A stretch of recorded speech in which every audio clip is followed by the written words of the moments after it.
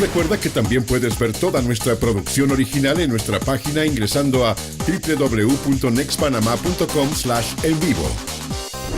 Conmigo, Sorel Morales, él es presidente de la Cámara Minera de Panamá. Hay un montón de cosas con este impuesto, parece hecho a la ligera. ¿Por qué? Porque con tal de mantener a los miembros de la tercera edad tranquilos con sus jubilaciones, salió este impuesto y entonces ahora se está regulando con un montón de contradicciones e incluso ayer el ministro Iván Zaraque, el viceministro de Economía, dijo: este nuevo impuesto no podrá traspasarse al consumidor final, así que esto no debe encarecer el precio de las viviendas. Orel, bienvenido. Muy buenos días, Fernando. Muchas gracias por la invitación. Mira, precisamente nosotros hemos estado analizando muy en detalle cómo quedó la ley. Hemos estado trabajando en eso estos días porque nos estamos preparando, porque tiene que haber una reglamentación de esta ley. Claro. Eso no va a ser fácil, porque hay muchas contradicciones dentro de la ley. ¿Como por ejemplo? Por ejemplo, la ley dice claramente que este impuesto será deducible en la declaración de impuestos sobre la renta de las empresas. ¿Qué significa eso? Que es un costo. Por lo tanto, ¿qué le dice la ley al empresario? Tienes que meter este impuesto dentro de la estructura de costos de la empresa. Tienes que meterlo dentro de la estructura de costos. ¿Y esto qué significa? Que estás aumentando el costo de producción de los materiales. Indudablemente. ¿Y qué resulta? En un negocio que a la hora de la verdad es marginal cuando vamos a hablar por metro cúbico o por volumen. Sorel, es que ahí viene algo que a mí me llamó la atención. El presidente Varela no lo dijo una vez, lo repitió cada vez que te lo dijeron. Esto va a aumentar el costo de la construcción de las casas. Dice, no, porque la arena al final es gratis.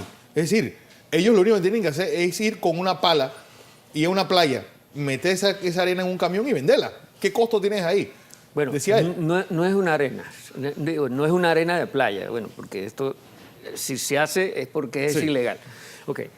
Pero incluso en el caso de la arena submarina no es el mero hecho de llegar y tomar la arena del fondo del mar y ponerla en un camión. No, hay un proceso que hay en medio, incluso en esto, donde se utiliza una draga. Esta draga tiene que viajar muchos kilómetros desde el sitio de extracción hasta el puerto donde descarga y regresar nuevamente para pararse, extraer nuevamente, llenar el recipiente, llamémoslo así, donde lleva la arena y luego llevarla al puerto. Eso implica combustible, marinos, etcétera, etcétera, etcétera. Ok, no es que es gratis. Sí, no es agarrar una pala y decir, bueno, yo voy a buscar la arena de la playa porque hay un costo involucrado indudablemente de producción. Que haya, en el caso de la arena submarina, márgenes buenos, eso es otra cosa. Eso es otra cosa. Pero vamos a la piedra de cantera, donde indudablemente que los costos son mayores y los márgenes indudablemente que son menores. Esto es un negocio marginal, es un negocio por volumen. Entonces, ¿qué resulta? Tú le estás añadiendo un aumento, en el caso de todos los materiales que se explotan de manera continental, que es a los impuestos que ya tenían, que es en promedio del 500%. Wow. A todos estos materiales. O sea, estás añadiéndole 50 centavos a algo que te cuesta producirlo 12, 13 dólares y que estás vendiendo en 15, 14 dólares. Es decir, a los dos balboas de ganancia. A los dos balboas de ganancia. Y eso que en el caso de los más eficientes y de los que producen... No, en el caso de la piedra de cantera, los más eficientes estarán por los 2 dólares de ganancia por metro cúbico. Pero no es que... O sea, los menos eficientes andarán incluso debajo del dólar y rondando los 50 centavos. Y tú le estás añadiendo 50 centavos más. Eso tiene que tener algún reflejo porque nadie va a perder en un negocio. Nadie quiere comprar huevos para luego vender huevos. Sí, indudablemente. Es decir, las palabras del presidente Varela, a mí realmente lo que me preocupó fue que él dijo abiertamente, la arena es de todos. Es más, vayan a la playa, cojan una pala. ¿Qué costo puede tener eso? Bueno, y allí en eso que tú acabas de decir hay algo muy importante que va a suceder, y es que, indudablemente, que esta ley es un incentivo a la ilegalidad. Claro.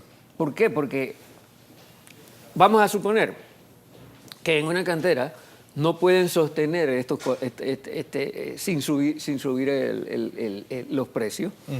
Sí, el chino le va llevando el primer tipo que llegó un pick-up lleno de tierra. Exactamente. De algún lugar tiene que salir el material porque la gente necesita hacer los arreglos en su casa, se necesita el material para los proyectos de vivienda, se necesita los materiales para el metro que se va a construir, etcétera, etcétera. Es decir, eso es otra cosa. En los precios que se entregaron ayer, una construcción que básicamente lleva cemento, pero a cantidades industriales. Se incluyó este nuevo costo dentro de la proyección del precio del Metro de Panamá, o será una sorpresa que dentro de unos meses nos dirán, no, es que hay un sobrecosto porque no contamos en que esta ley iba a aumentar en tanto por ciento el precio de materia prima. eso es muy interesante y te voy a decir que no conozco la respuesta exacta, pero a mí me da la impresión de que esta licitación se comenzó a trabajar desde hace bastante tiempo y que esto no estaba incluido. Y esto no estaba incluido. No estoy seguro de eso, no te lo puedo asegurar, pero tiene que ser, pero me parece que debe ser así. Otra cosa, se hablaba de seguridad jurídica. Y si hay alguien que está, es decir, que le están disparando de todos lados a la industria minera, tanto la metálica como la no metálica, y lo extraño de todo esto es que nosotros en menos de 2 o 3 años debemos convertirnos por lo menos en uno de los primeros 5 países exportadores de cobre. Ajá. Aquí obviamente es urgente un ministerio de minas. Indudablemente es algo que venimos diciendo desde hace mucho tiempo. Países como Nicaragua, países como Guatemala, países como Honduras y países como República Dominicana ya tienen un ministerio de minas. Ajá. Y ninguno de ellos espera dentro de 2 años llegar a exportaciones por el orden de los $2.000 millones como nosotros vamos a llegar. En ninguno de ellos, alrededor de la ciudad capital de esos países, hay 50 canteras, como sucede aquí en Panamá. Nosotros tenemos más de 50 canteras entre Panamá y Colón. ¿Por qué? Por el crecimiento tan grande que está teniendo Panamá y se necesitan muchos materiales para la industria de la construcción. Entonces, un reflejo de este problema, o mejor dicho, vamos a decirlo de manera contraria, una de las causas de estos problemas es precisamente la baja, o de los problemas que podemos tener, es la precaria institucionalidad que tenemos en el sector minero. Este sector, lo he repetido muchas veces, está siendo regulado o regido por una institución de 3ª o 4ª categoría que está incrustada dentro de un ministerio que es multisectorial. Entonces, minería, canteras o minería metálica son asuntos muy técnicos, sí, y dentro de esa categoría de técnicos son muy complejos, técnicamente hablando. Además que deben ser muy pocos los que hay. Sí, exacto. Y entonces, ¿qué resulta? Además de eso, ¿cómo vas a manejar tú un asunto técnico en un ministerio que es multisectorial? Porque en el Ministerio de Comercio e Industria se manejan muchos sectores económicos y incluso muchos sectores de exportación, etc. Entonces, las decisiones en un sector como este deben ir enmarcadas dentro de decisiones técnicas. Pero ¿qué pasa?